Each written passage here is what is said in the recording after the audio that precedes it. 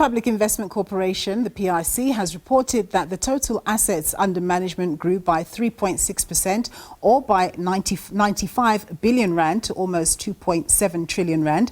The government-owned fund manager has proposed a dividend payment of 145 million rand to the fiscus. The PIC says it has implemented the majority of the recommendations from the Mpati Commission that saw the fund manager reform to improve governance matters, amongst other things.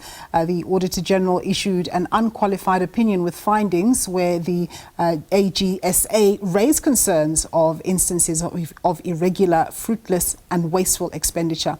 For more on this story, we cross now to senior economics reporter Glorious Sefako-Musi. A very good afternoon to you, Glorious.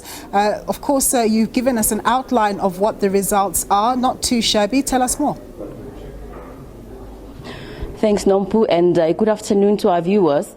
Well, the PIC has just finished reporting on their annual results, highlighting there that their assets under management grew by 3.6% to 2.7 trillion. You know that the majority of this is money from the government employees pension fund.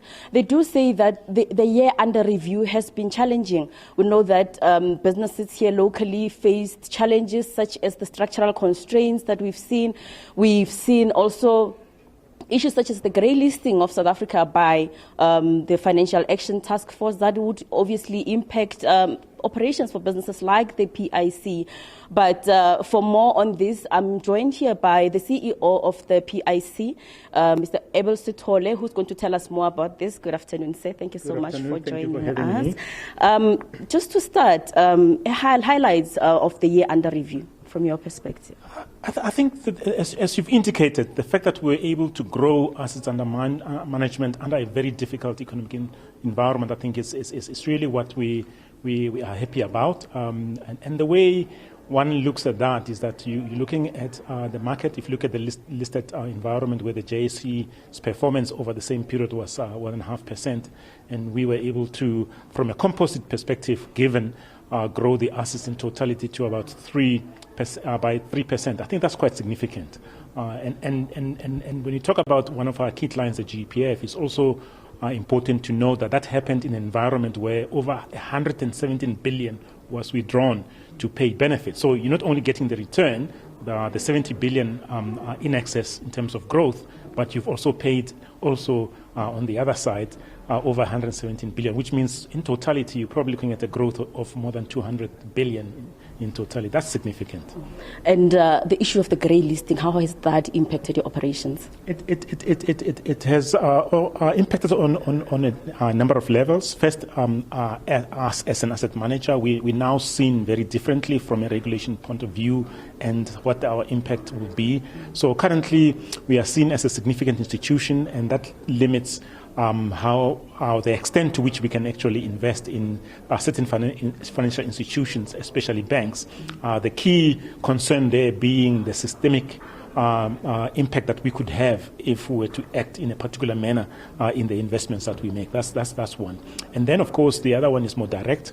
There is a more focus on us making sure we know the sources of the funds that we get back from the investments that we make, and also being quite clear and sure about who we're investing with. So the issues around politically exposed persons and the need to focus on those in terms of how we assess them before we make investments has become quite key, and also on an ongoing basis has become something that we look at. There's a lot more compliance that we have to do to comply with some aspects of what the grey listing has required the country to address in meeting the conditions for us being taken out of that. So we have built up a much bigger compliance function to be able to accommodate that. Okay. And with the issue of the Mpati Commission, you have said that you have implemented 242 of the 243 recommendations. Can you just give us highlights of what you've been able to achieve and what is left out? So I think the recommendations were quite broad, so it's maybe not so easy. I think the way I've tried to answer it is to say you can break it into issues of governance, how to strengthen governance. I think that was something that we had to focus on to to focus on clarity around where we get our mandate, making sure we understand it comes from clients, not from whoever the powers that might be, making sure that we are transparent. I know there's always question marks around our transparency, around our investments, making sure that we treat all people who want to access us for potential funding fairly and equally. I think we've had to put processes that make that possible. Making sure that from a management perspective, we are organized in a manner that does not concentrate power, that power is delegated, so splitting functions across executives and delegating downwards, I think has been a significant issue. And then having policies and processes and procedures to support that, to ensure that, for instance, we do not go around processes, and to establish entities that make sure we manage the organization with integrity, the ethics office, the compliance office and such. Thank you so much, Mr. Sithole, for your time. Well, that is the CEO of the Public Investment Corporation, Mr. Abel Sithole. And it's back to you in Studio Nompu. Thanks very much, my colleague there, Glorious Sefako-Musi.